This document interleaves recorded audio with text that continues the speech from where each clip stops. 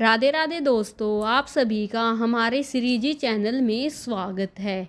आज हम बैसाख मास का 7वां और 8वां अध्याय करेंगे। चलिए कथा को स्टार्ट करते हैं। प्राचीन समय की बात है। एक नगर में एक व्यक्ति रहता था जो अत्यंत पापी और लोभी था। वह ना कभी दान देता, ना कभी धर्म का पालन करता। एक दिन वह व्यक्ति किसी कारणवश नदी के किनारे पहुंचा। वहाँ उसने देखा कि कई लोग प्रातःकाल स्नान करके भगवान विष्णु की पूजा कर रहे हैं। उसने एक साधु से पूछा, हे महात्मा, ये लोग क्या कर रहे हैं? साधु बोला, हे मनुष्य, यह बैसाख मास है। इस मास में जो भी व्यक्ति स्नान, दान और भगवान विष्णु को याद करता है उसे अनंत पुण्य प्राप्त होता है। उस व्यक्ति के मन में भी यह बात बैठ गई। अगले ही दिन उसने भी प्रातःकाल उठकर स्नान किया, भगवान विष्णु का ध्यान किया। धीरे धीरे उसका जीवन बदलने लगा। उसके अंदर दया, करुणा और भक्ति का भाव उत्पन्न हो गया। कुछ समय बाद उसकी मृत्यु हो गई। यमदूत उसे लेने आए तब भगवान विष्णु के दूत भी वहां आ गए थे। उन्होंने कहा, इसने बैसाख मास में स्नान और भक्ति की है, इसलिए यह हमारे साथ विष्णु लोक जाएगा। इस प्रकार वह पापी व्यक्ति भी बैसाख मास के पुण्य से मोक्ष को प्राप्त हो गया। तो दोस्तों, इस कथा से हमें शिक्षा मिलती है कि बैसाख मास में एक छोटा सा पुण्य भी आपके जीवन को बदल सकता है।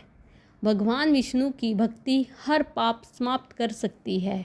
तो दोस्तों, अगर आपको यह कथा अच्छी लगी तो वीडियो को लाइक, शेयर और चैनल को सब्सक्राइब जरूर करें।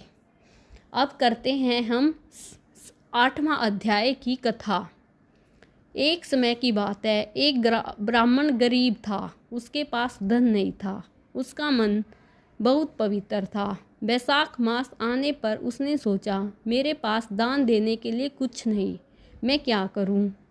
तभी एक संत ने उसे बताया, हे ब्राह्मण, बैसाख मास में जल का दान भी सबसे श्रेष्ठ होता है। प्यासे को पानी पिलाना सबसे बड़ा पुण्य है। उस ब्राह्मण ने वहीं एक घड़ा रखा, आने जाने वालों को जल पिलाने लगा। दिन रात वही सेवा करता रहता था। गर्मी में प्यासे लोग आते, उसे आशीर्वाद देते। उसने बिना किसी लालच के यह सेवा की। कुछ समय बाद उसकी भी मृत्यु हो गई। तो भगवान विष्णु के दूत उसे भी लेने आए। उन्होंने कहा, तुमने बैसाख मास में जल का दान किया, इसलिए तुम्हें स्वर्ग की प्राप्ति होगी। इस कथा से हमें यह शिक्षा मिलती है कि छोटा सा दान भी बड़ा फल देता है। जल दान सबसे श्रेष्ठ दान माना जाता है। सच्चे मन से की गई सेवा कभी व्यर्थ नहीं जाती। तो दोस्तों, आप भी इस बैसाख मास में जल दान जरूर करें और पुण्य के भागी बने। अगर आप लोगों को यह कथा पसंद आई हो तो लाइक, शेयर करना ना भूलें। राधे राधे दोस्तों।